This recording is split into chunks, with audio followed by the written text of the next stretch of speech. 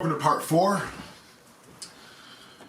of what made me a snake dieter, what it was like before I was snake dieting, what it was like during, what it's like after. Well, right now, we're at the part of my snake journey, a snake diet journey, we're talking about how I became obsessed. After the first month where I lost close to 50 pounds on the snake diet, I was an acolyte. I was a convert. I was a devotee. I was a follower of Cole Robinson. I knew that Cole Robinson was a special person, and I was going to be dedicated. Right? Now, had Cole Robinson turned out to be a lunatic, and had asked me to drink Kool-Aid, right? Jim Jones he turned out to be that type. I would have dropped him in a second, but Cole Robinson was a very, very coldly calculating human being who was bringing forth fasting at its most extreme. And let me tell you something. It turned the inside of this body around for the better, for the best. I'd probably be dead right now. I probably would have had my first heart attack easily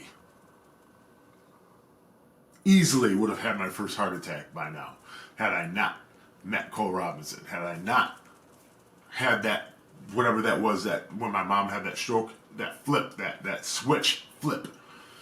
So let's talk about how obsessed I was. I'm only going to have one purpose in this video, and that's to tell you that when I was learning how to fast and refeed, I was doing 7 to 9 day fasts. And when I learned, here was really the meat of it. The first month was the honeymoon phase.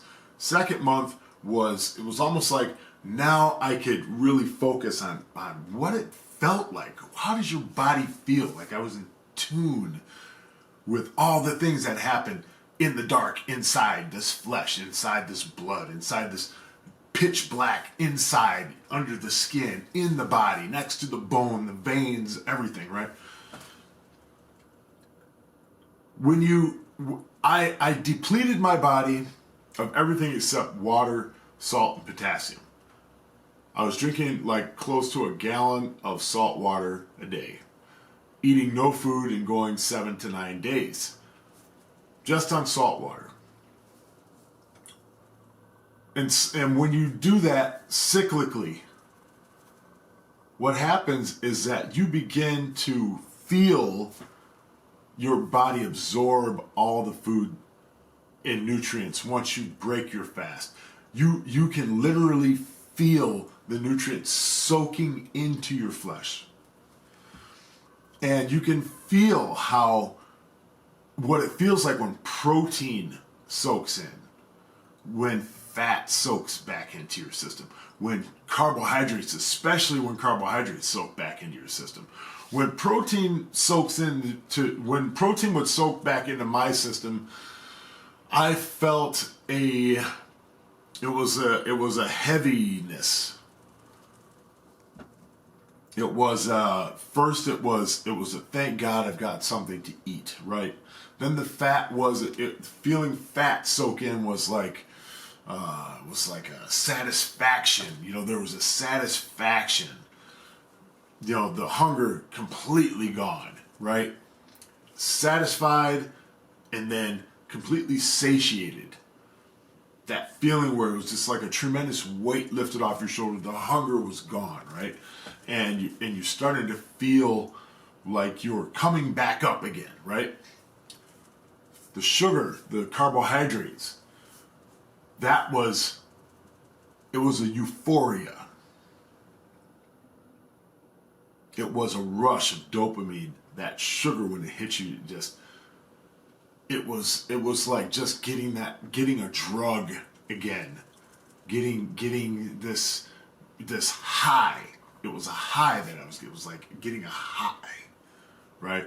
Kind of weird. So when you combine all three of them and you have a full refeed, you feel back to normal, right? Now, the abnormal feeling wasn't a bad feeling because that was the results zone. I was in a zone where I was getting nothing but results. I'm waking up, looking at the scale. The scale is just dropping. My body's getting lighter. The number on the scale is going down, down. I'm hitting goal after goal after goal, goal after goal, non-stop. It was never stopping. There was no plateauing. I think I had 5 plateaus in 6 months. They were hard to break, but I broke them, right? Because I was obsessed with breaking them.